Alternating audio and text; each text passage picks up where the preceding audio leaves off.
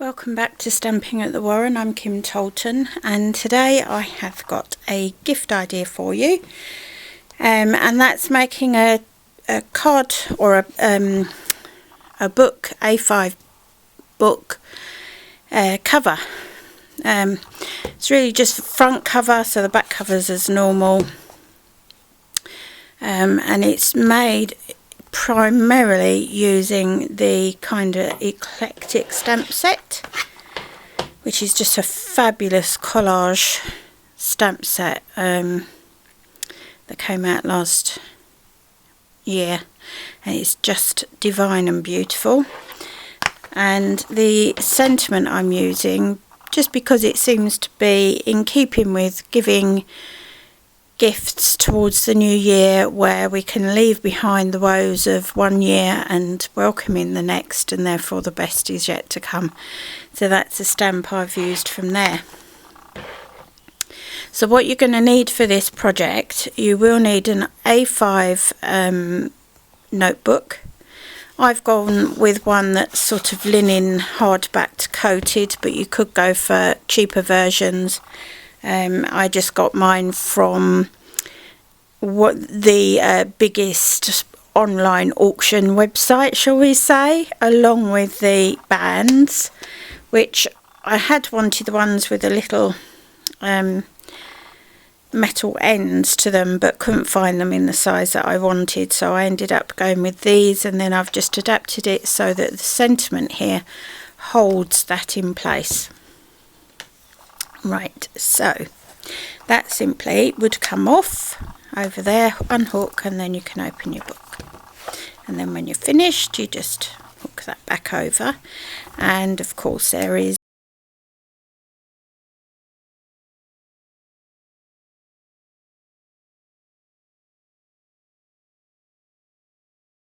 and yeah, so, and any female, you know, my friends and things like that, so they're just fabulous little gifts, and you know that they've been made just for you.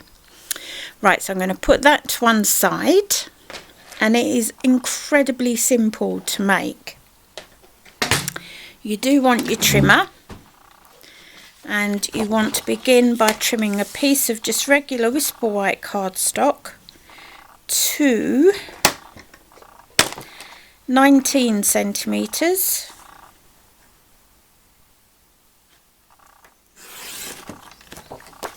by 13 centimetres,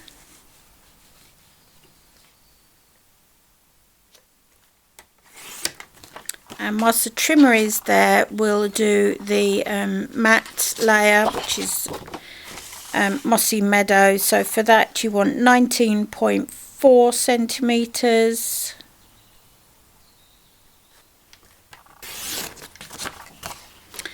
by 13.4 centimetres. Just double check that that does fit on there. Okay, that's all right. Now my trimmer is getting a little bit, the blade is getting blunt, so I very quickly want to show you how to change a blade. So all you do is you want to move your cutting blade.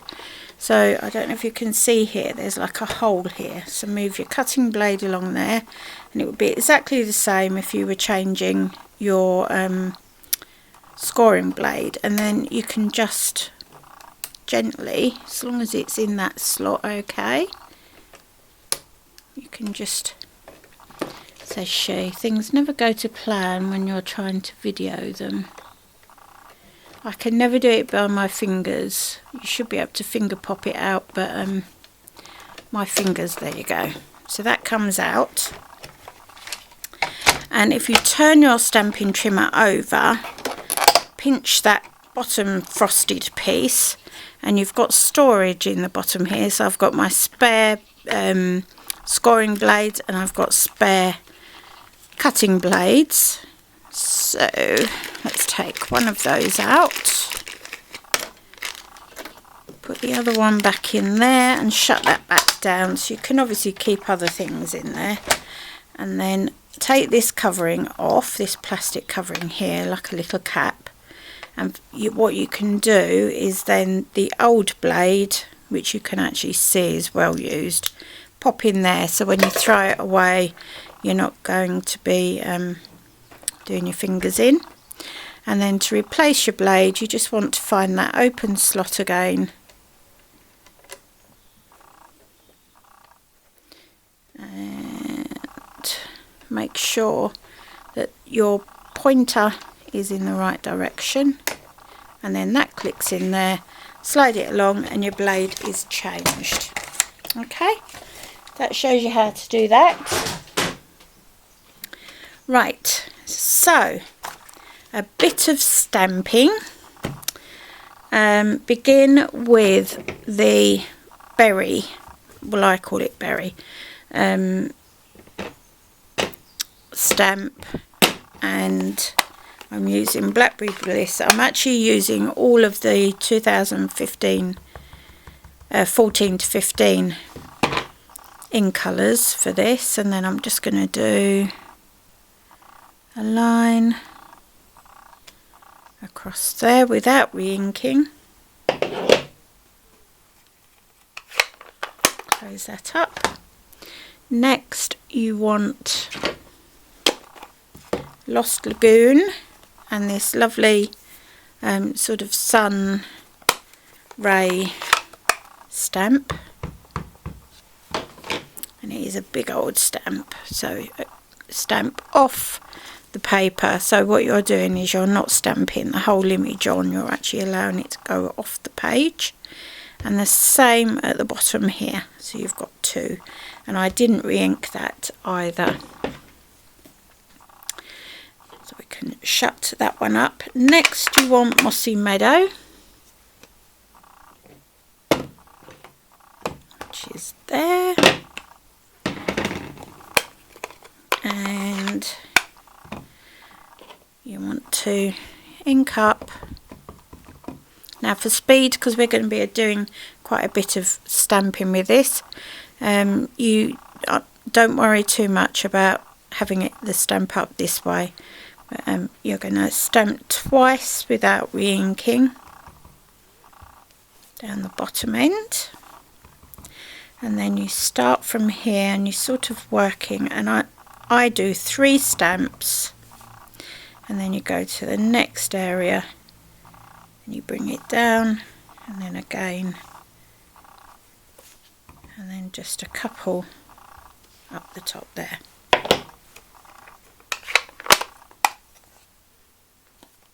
Okay, right, that we are now going to mat down onto your Mossy Meadow, so again coordinating it with the ink pad that we've used. Couple of strips of fast fuse. You could use Tombow, that's what I used earlier, but I was making like nearly 20 of those books, so for me it was more cost effective to use Tombow, but for this matte layer the fast fuse works well. Down you go. Next, and I've left the little calendar over the other side, so you're going to hear scrape, scrape, scrape of my chair.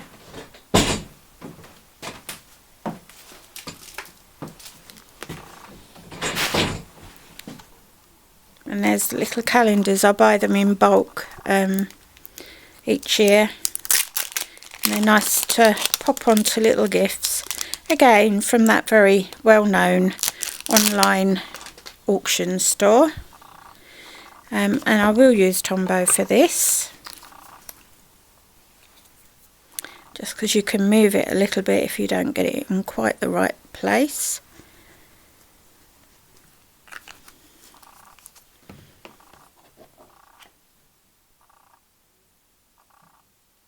And you just want that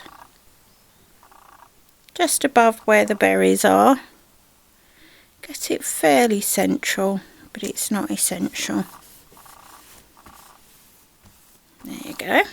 So that's that bit turn that over, and then you want to use some tear and tape. Tape and tear, I can never remember which way round it is, and do all 4 sides, because book fronts particularly take a bit of battering, so just make sure you've got plenty of tape on. So as I say, a bit each side.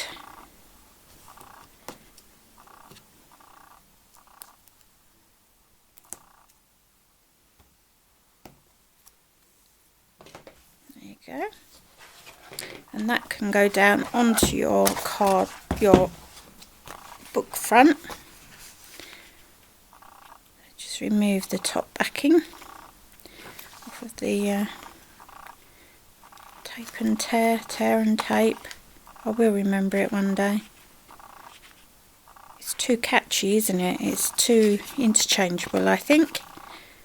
But if you can't find it under one name, you'll find it under the other. So, and there is links if you go onto my blog, where there's a written tutorial for today's project, photos, and you'll find that I put up a list of product icons that you can click on, and it'll take you straight to those items in my online store. Right, so that is that part.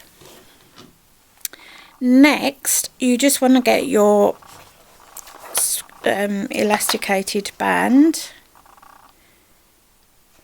again from that very same store, and that goes on there. Right, so we've got a little bit more stamping to do now. The first thing to do is your sentiment. That down on there, I think. And I've used chocolate chip. It's a very similar tone to the colours that we've used in the project, and it is a lovely sentiment, this one, I think. And just down onto some Whisper White cardstock, and there you go. So the best is yet to come. And I've punched that out using the decorative label. Centre it up as best as you can. We'll need that piece. Pop 4 Stampin' dimensionals on the back of this little label.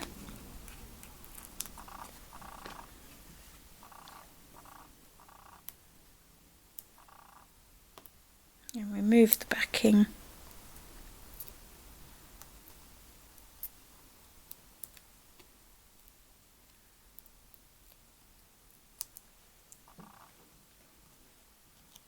And that then gets popped up here, centre it with the band, and because this is, these little dimensionals are, I can't remember if they're 2 or 3 millimeters high, but it's high enough that that band can move freely underneath it, which means you can still take the band off and put it back on. So there you go, so that's that bit. Right, a couple of butterflies. They're both from the kind of eclectic stamp set. So one we're going to do in Lost Lagoon, the little one, the little bitty butterfly. And do make sure, if you can see, make sure you've always got a straight line underneath the base of your butterfly. It will make life much easier for you when it comes to punching it out, as you will see. And then you need Blackberry Bliss, and I'm actually going to ink this up, and you can see how juicy that is, so I'm just going to stamp it off and then stamp onto the cardstock, and you just get a slightly more diluted colour.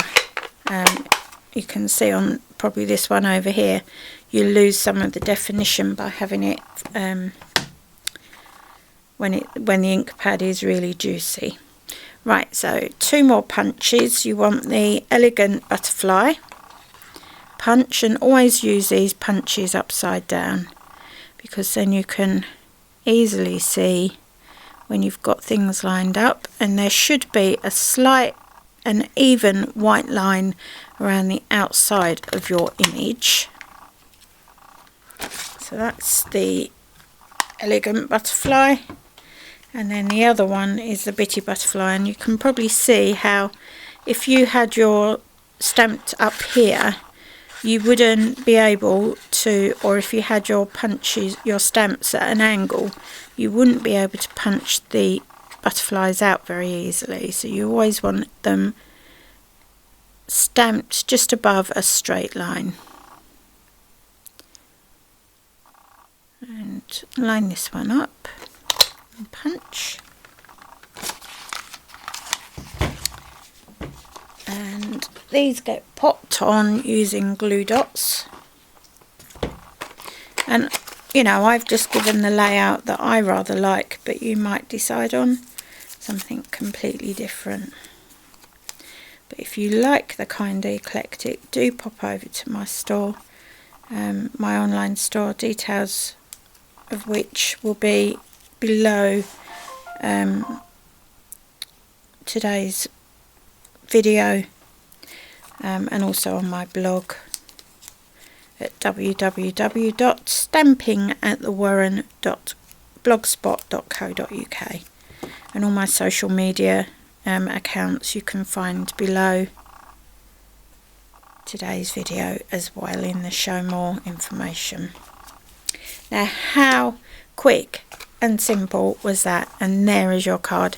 It really, I've used the same colour scheme on books that are red, green, blue, black and the red, so, and they all look beautiful, so I'm sure somebody would love a little gift like that. Let me know what you think, and if you have a go yourselves, I'd love to see those images. If you want to join my Pinterest board, community board, just follow it. On my blog there is a Pinterest board that you can follow. Just click on there, follow the community board, and so long as you're obviously a crafter, I will add you to the community board, and then you can freely pin away your makes. So until tomorrow, have a great day, and I'll see you tomorrow with another project. Ta-ta for now.